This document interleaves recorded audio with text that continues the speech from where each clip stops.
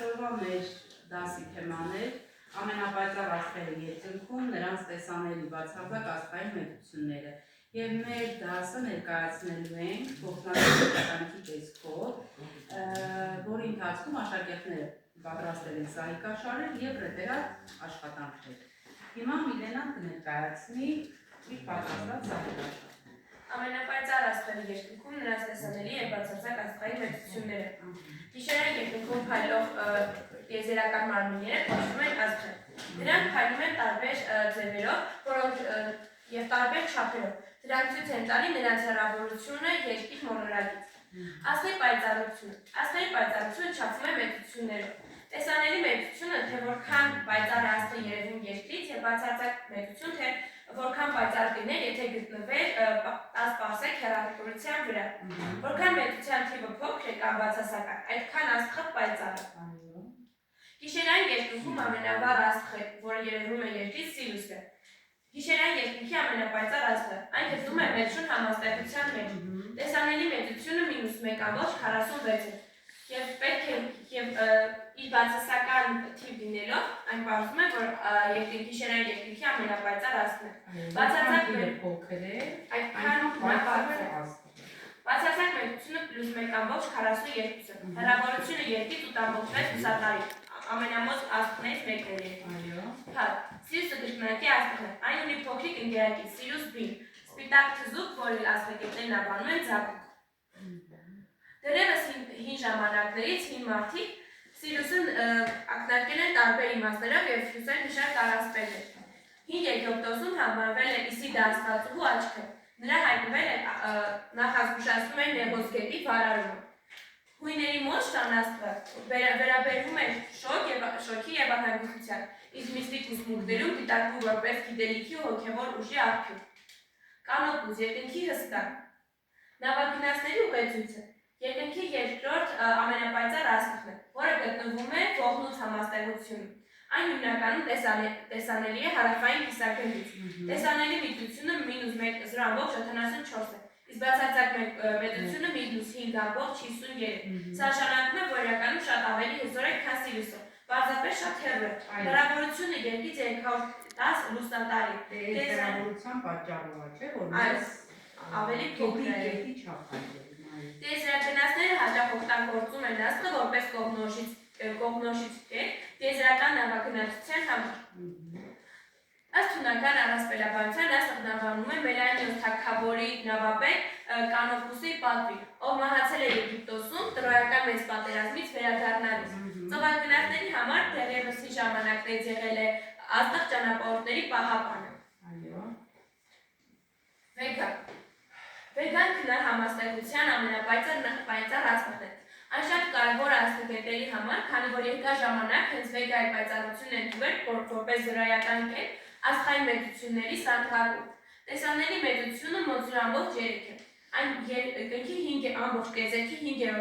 պայծառ աստղն է։ Բացարձակ մեծությունը 0.58 է։ Օգտագործվել է որպես լուսավորության չափման հիմք եւ ապագայում դարձել մեծ ծանոթ հյուսիսային աստղը։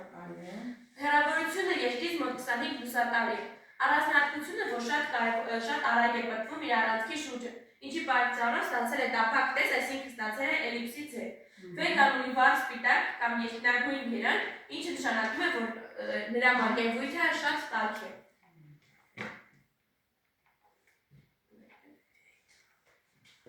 Վեգայի շուրջ հյուսվել են երևի թե ամենագեղեցիկ առասպելները եւ հիմնականում կապված են Արևելյան Ասիայի, Չինաստանի, Ճապոնիայի կամ Կորեայի հետ։ Առաջինը Վեգան ներկայացնում է որպես ջուրհակուհի, ով սիրահարված է հովի, Ալտայի աստղի մարմնավորմանը։ Նրանց բաժանում է երկնային գետը, Ծիշտ Կաթիլը։ Ըստ լեգենդի տարին միայն մեկ անգամ 7-րդ ամսի 7-րդ օրը կաչաղակները կամուրջ են կազմում եւ սիրահարները հանդիպում են։ Կա նաև հունական առասպել, ըստ որի Վեգան գտնվում է Օրփեոս քնարի վրա, երբ Օրփեոսը մահանում է, նա Օրփեոսը որպես հիշատակ եւ արմատություն ուղարկում է տիեզեր։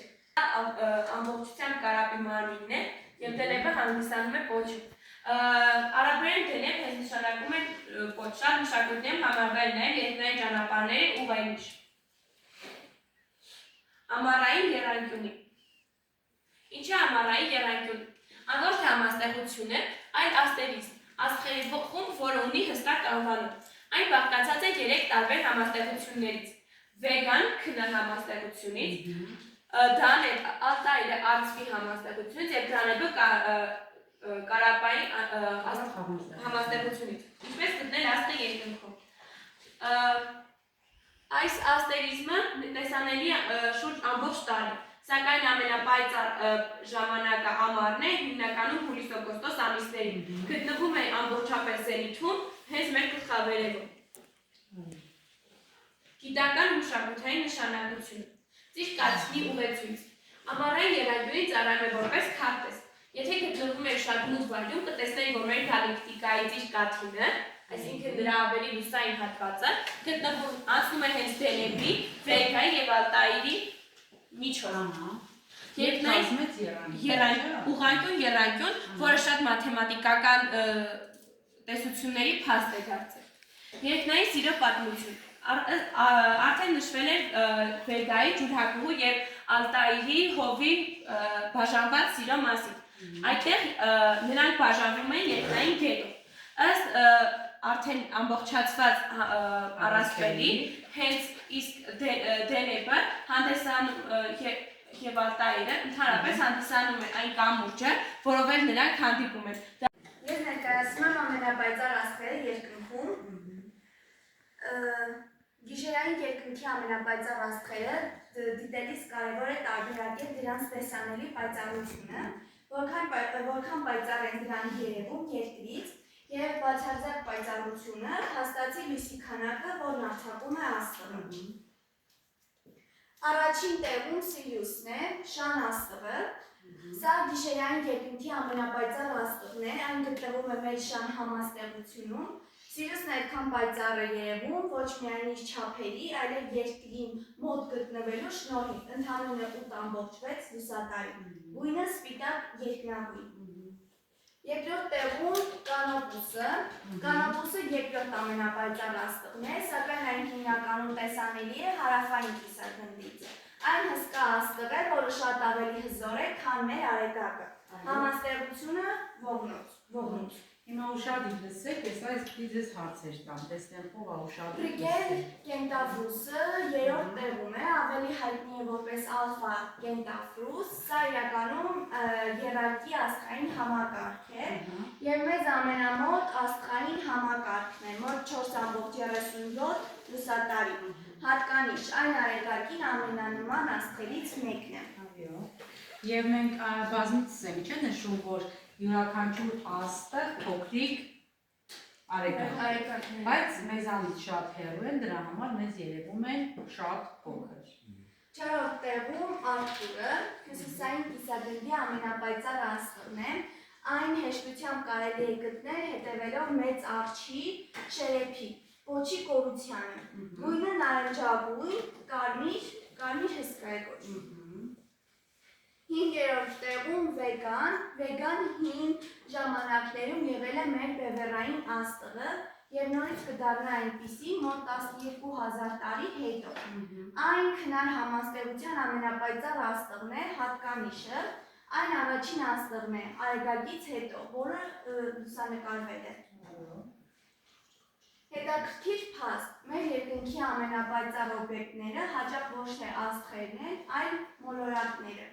Վեներան, Յուպիտերը և Մարսը, որոնք աստղերի նման լույս չեն արձակում, այլ անդրադարձում են Արեգակի լույսը։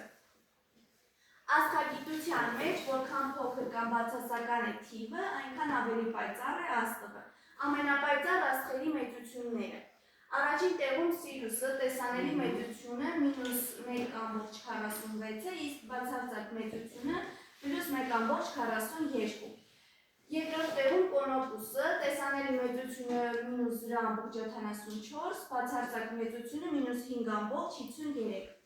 Ալֆա Կենտավրուս, տեսանելի մեծությունը 0.27, բացարձակ մեծությունը +4.34։